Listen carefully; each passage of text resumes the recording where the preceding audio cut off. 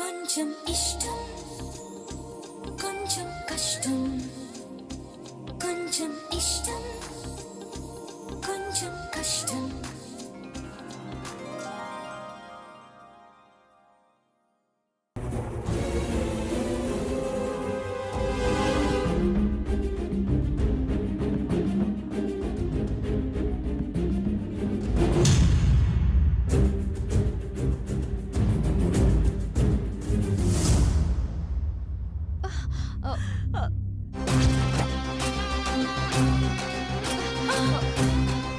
ఏంటి నాన్నమ్మా, ఏం కావాలి?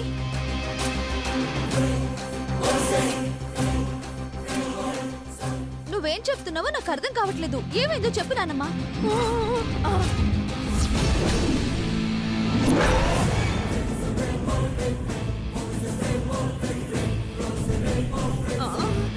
నానమ్మా, నీ మౌనవ్రతమేమో గానీ మమ్మల్ని చంపుకు తింటున్నావు.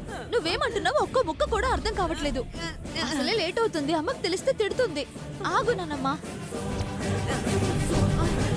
అయ్యో, అది మౌనవ్రతం కాదక్క, మంకీ వ్రతం. చూడు, బామ్మ అచ్చు కోతిలాగా బిహేవ్ చేస్తుంది.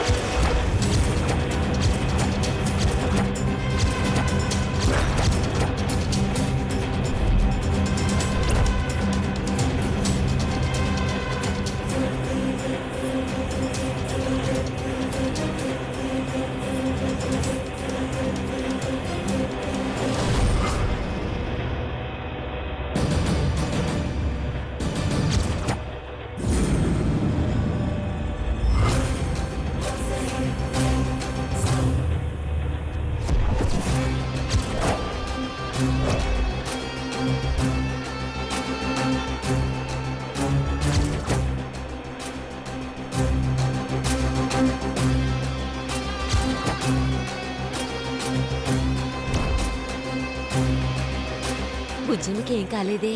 ఆ చలంగాడు నాకేమైనా అబద్ధం చెప్పాడా?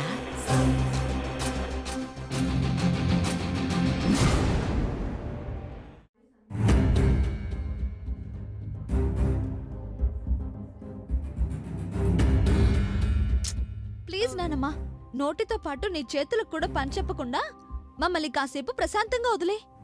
పదవే.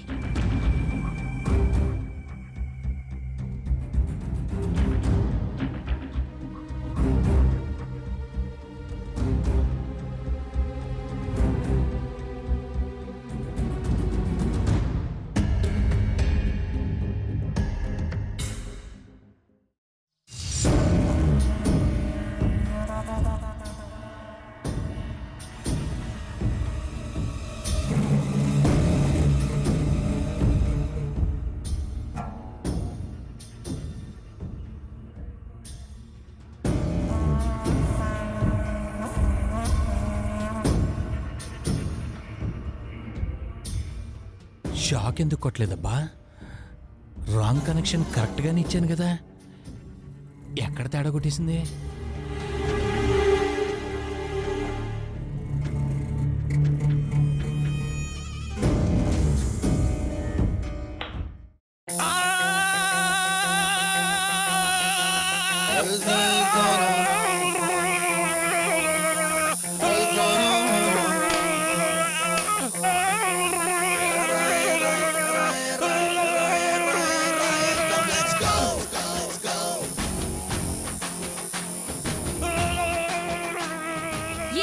బావా, అలా ఊగిపోతున్నావు?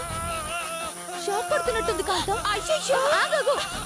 అతన్ని టచ్ చేస్తే మనకు కూడా షాక్ కొడుతుంది. ఇప్పుడు ఏం చేద్దాం అక్క?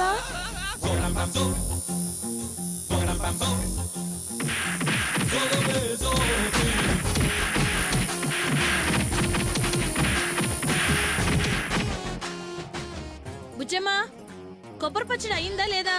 ఆ పనిలోనే ఉన్నామమ్మా.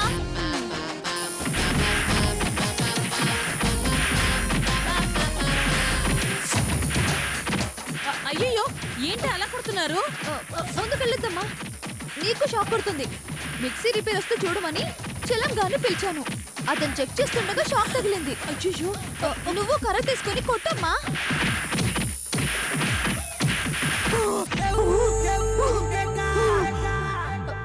బాబు బాబు నీకేం కాలేదు కదా? అమ్మా ప్రాణాలతోనే ఉన్నాను అత్తయ్య గారు. ఆయన షాక్ కొడితే ఎవడైనా స్విచ్ ఆఫ్ చేస్తాడు కానీ ఇలా గుడ్డుని బదిరెడ్డి బాధ్యచ్చారేంటి అమ్మా? అయ్యో కంగారులో ఆలోచనే రాలేదండి మాకు. నిజమే బాబు. ఎలాగైతేనే పెద్ద ప్రమాదం తప్పింది. మీరు వెళ్ళి కాసేపు రెస్ట్ తీసుకోండి. అవును బాబు.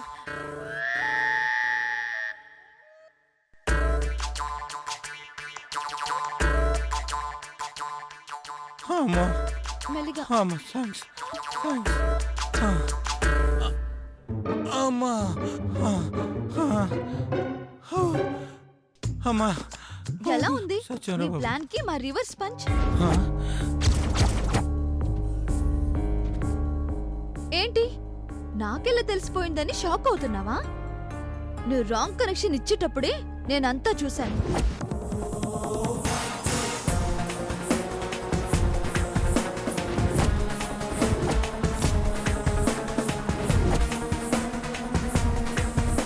అందుకే నీ ప్లాన్ తో నిన్నే దెబ్బ కొట్టాను.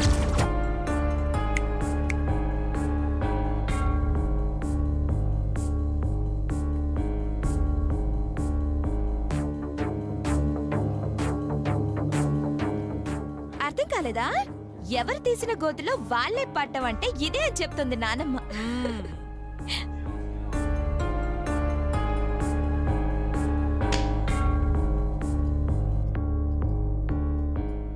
తెలివితేటలు మాకు కూడా ఉంటాయి. ఒక్క క్షణం మర్యాద మంచితనం పక్కన పెట్టి ఆలోచిస్తే నీ పరిస్థితి ఎలా ఉంటుందో ఇప్పటికైనా అర్థమైందా? చూడు, ఇది శాంపిల్ మాత్రమే. ఇంకోసారి ఇలాంటి పిచ్చి పనులు చేయాలని చూస్తే నిన్ను ఈ ఇంట్లోనే లేకుండా చేస్తాను. జాగ్రత్త.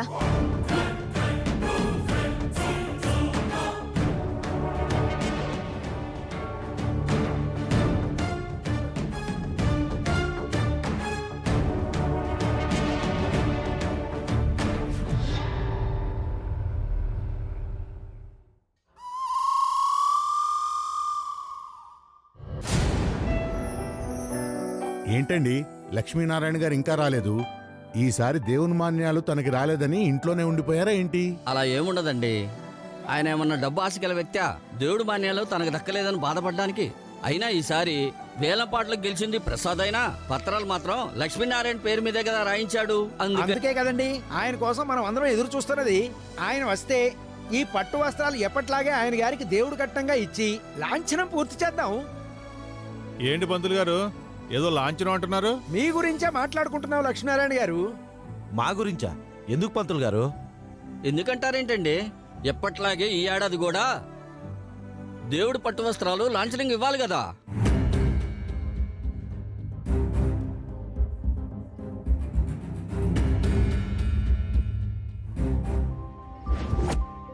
వాటిని కట్టుకొని మీ దంపతులిద్దరూ రాబోయే ఉత్సవాల్లో స్వామివారి కళ్యాణం జరిపించాలి కదండి.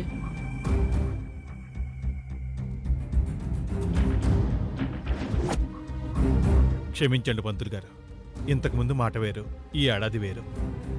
అవునండి, ప్రతిసారి దేవుడు మాన్యం పొందిన వాళ్ళకి ఆ గౌరవం దక్కేది.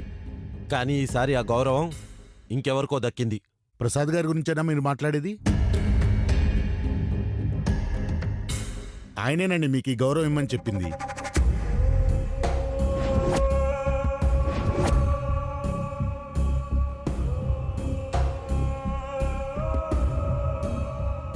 ప్రసాద్ గడు మళ్ళీ ఏదో ఫిట్టింగ్ ఎట్టేసినట్టున్నాడు.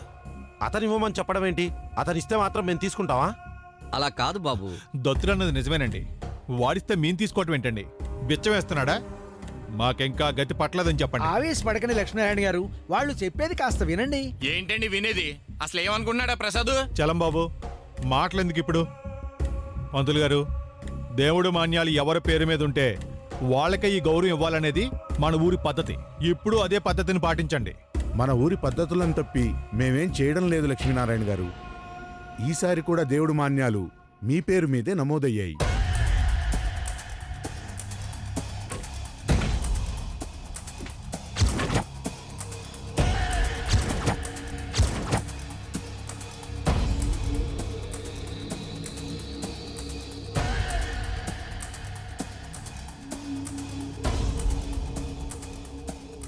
ఇదేం ట్విస్ట్? ట్విస్ట్ కాదు బెదరు, ట్రూత్.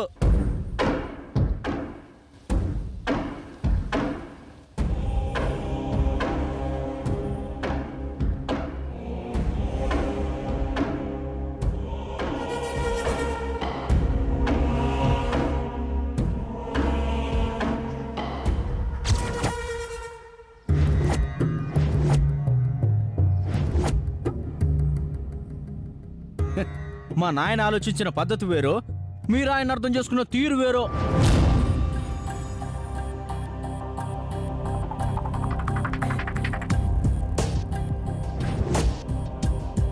అవునండి, ప్రతి సంవత్సరం మీ పేరు మీదే ఉండాలి. కానీ మీరు మీకు కాబోయే అల్లుడి పేరు మీద రాయించాలని డిసైడ్ అయ్యారని ప్రసాద్ మీకు వేలంలో అడ్డుపడి ఎప్పటికంటే ఎక్కువగా రెట్టింపు ధరకు మాన్యాలు కొని వాటిని మీ పేరు మీద రాయించమన్నారు.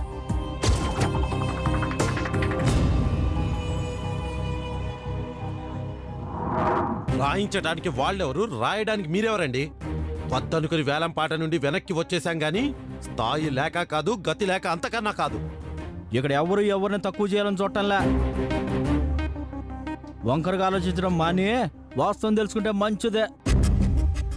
ప్రాణ స్నేహితుడు కదా అని మా నాయన ఆయన పేరు మీద రాయించుండాడు, అంతేగానే కించపరచాలని కాదు. ఆపండ్రా మీ నాటకాలు. ఊరందరి ముందు మీరు మంచోళ్ళు నిరూపించుకోవడం కోసం ఇలాంటి ఎదవ నాటకాలు ఆడుతున్నారని నాకు తెలుసు. కానీ మీరు తెలుసుకోవాల్సింది ఒకటి ఉంది, మీరెన్ని నాటకాలు ఆడినా నేను మిమ్మల్ని నమ్మను.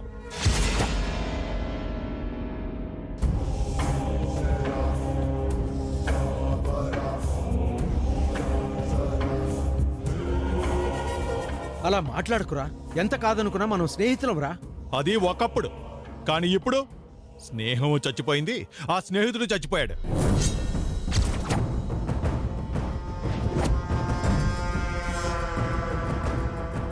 లక్ష్మి, ఏంట్రా ఆ మాటలు? ఊరికే అంటం లేదు, మా మధ్య స్నేహం తెగిపోయిందని ఊరందరికీ తెలియటం కోసం అంటున్నాను.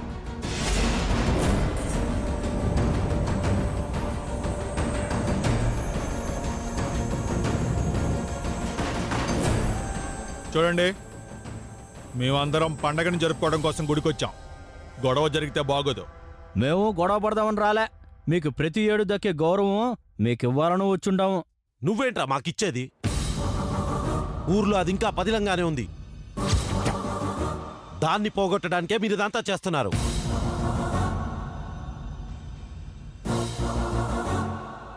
దత్తుడు, వాళ్ళతో మనకు మాటలెందుకు? మనం గుడికొచ్చింది దర్శనం కోసం, దరిద్రాన్ని తగిలించుకోవడం కోసం కాదు.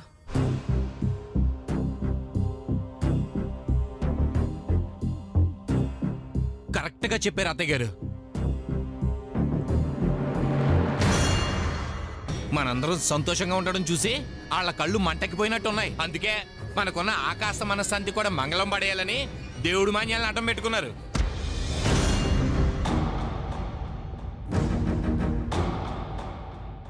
నిజంగా మావయ్య గారి గౌరవాన్ని కాపాడాలన్న ఆలోచన ఉన్న వాళ్ళైతే ఎందుకు వేలంపాట్లో అడ్డుపడ్డారు, ఎందుకు మావయ్య గారిని వేలంపాటి నుంచి తప్పించారు, అది చెప్పమానండి. అది నీ వల్ల.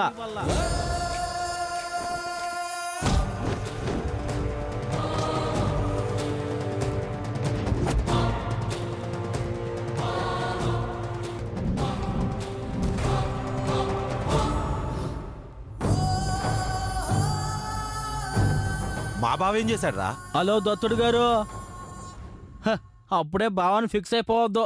రేసులో నేను ఇంకా ఉండాను.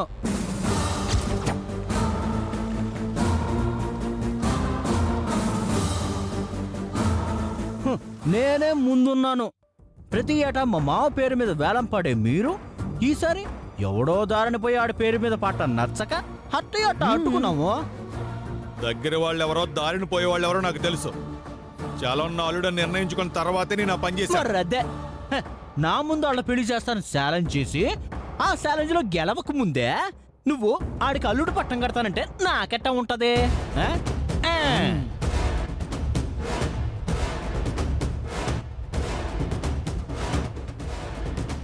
వారిని భలే గొప్ప పాయింట్ లాగాడుగా.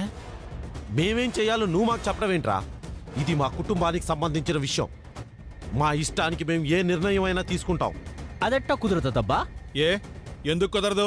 కుదరదంటే కుదరదు అంతే. గౌతమ్, ఏంటి గొడవ నలుగురిలో? నాన్నకిష్టం లేదంటున్నారు కదా, వదిలే. ఏందబ్బా వదిలేసేది? నువ్వు వదిలేస్తావేమో, నేను మాత్రం వదలను. హ, మీ నాయన నాతో పందెం కాసుండాడు. నేను చూస్తుండగా నీ మెళ్ళో అదిగా ఆ పిలిచేత తాళి కట్టిస్తానన్నాడు. హ, తాళి కట్టకుండా అల్లుడు ఎట్టా అవుతాడు? అల్లుడు కాకుండా ఆ ఇంటి మర్యాదలు ఎట్టా పొందుతాడు? వీడేంటి లాజికల్తో లాంగ్ టర్మ్ చేసేలా ఉన్నాడు? ఇప్పుడు ఎలా? ఏంది బెదరు, కంగారు పడుతుండావా?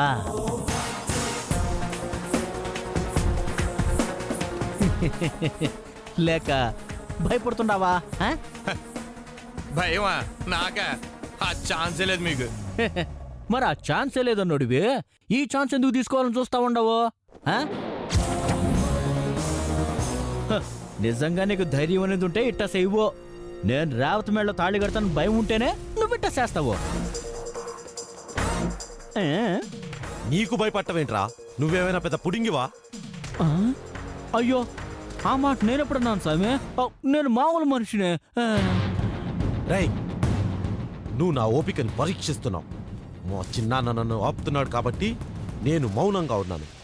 లేదంటే నిన్ను నీ అబ్బని ఇద్దరిని పొలిమేరలో పాతేసుండేవాణ్ణి. అంత దూరం వస్తే నా కొడుకేం తక్కువ తినలేదు. కొట్లాటకు వెళ్లాలని నిశ్చయించుకుంటే తగ్గేదే లేదు. కానీ నా కొడుకు అలా ఆలోచించటం లేదు. ప్రేమతో గెలవాలనుకుంటున్నాడు. ప్రేమ? ఆ మాటకు అర్థం తెలుసురా మీకు? రాక్షసులరా మీరు. మీరేం ప్రేమను పంచగలరా? వీళ్లతో మాట్లాడించినానా? నువ్వు అను, అప్పా కొడుకుల్ని అడ్రస్ లేకుండా చేసేస్తాను.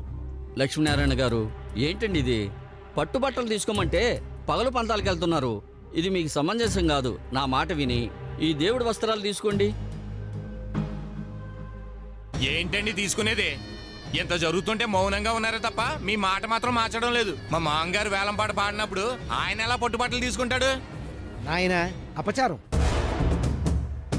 దేవుడు అనుకున్నాడు కాబట్టే ఈ సంవత్సరం కూడా లక్ష్మీనారాయణ గారి పేరు మీదే మాన్యాలు రాయించాడు. ఏం ఆలోచించి ఆ స్వామి ఈ నిర్ణయం తీసుకున్నారు? ఆయన కానుకలు కాదంటే కీడు జరిగే అవకాశం ఉంటుంది. కాబట్టి పంతాలన్నీ పక్కన పెట్టి పట్టు వస్త్రాలని స్వీకరించండి.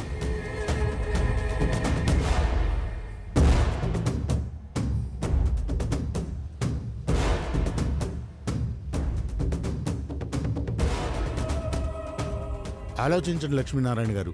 పంతులు గారు చెప్పింది కూడా నిజమే. అసలే ఈ గొడవలతో ఇల్లంతా కలకలం రేగుతుంది. ఇప్పుడు ఈ దేవుని నిర్ణయం కూడా కాదంటే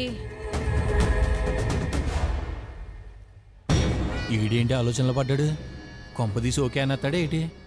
అవునరా, దేవుడిచ్చిన ఏ వస్తువునైనా మనం మనస్ఫూర్తిగా భక్తితో స్వీకరించాలి. లేకపోతే అరిష్టం. ఏంటైనా నువ్వు వాళ్ళని సపోర్ట్ చేస్తున్నావు? సపోర్ట్ చేయడం కాదురా, సమస్య అవుతుందని చెప్తున్నాను. ఏ కారణం చేతనో ఆ దేవుడు ఈ సంవత్సరం కూడా ఆ పట్టుబట్టలు మనమే తీసుకోవాలని పట్టుబట్టాడు. దాన్ని తిరస్కరిస్తే మనకే మంచిది కాదు. అయ్యా లక్ష్మీనారాయణ గారు, మీరు పెద్దవాళ్ళు, మీకు చెప్పే అంతటి వాడిని కాదు. కానీ దేవుడు ముందు పంతాలు పట్టింపులు పనికిరావు. నా మాట విని తీసుకోండి, అంతా శుభమే జరుగుతుంది. పట్టు వస్త్రాలు మాత్రం తీసుకుంటాను, పత్రాలు మాత్రం తీసుకోను. శుభం, అలాగే కానివ్వండి. బాబు, ఇది కాస్త పట్టుకోండి. పట్టుకోండి బాబు. ఓం యత్ర యోగేశ్వరః కృష్ణో యత్ర పార్థో ధనుర్ధరః తత్ర శ్రీర్విజయో భూతిర్ధ్రువానీతిర్మతిర్మమ. నమోస్త్వనంతాయ సహస్రమూర్తయే సహస్రపాదాక్ష శిరోరుబాహవే సహస్రనామ్నే పురుషాయ శాశ్వతే సహస్రకోటి యుగధారిణే నమః. ఓం శాంతి శాంతి శాంతి. అయ్యా, ఇది స్వీకరించండి. శతమానం భవతి సదాయు పురుష శతేంద్రియ ఆయుష్యేవేంద్రియే ప్రతిష్టతి. శుభం.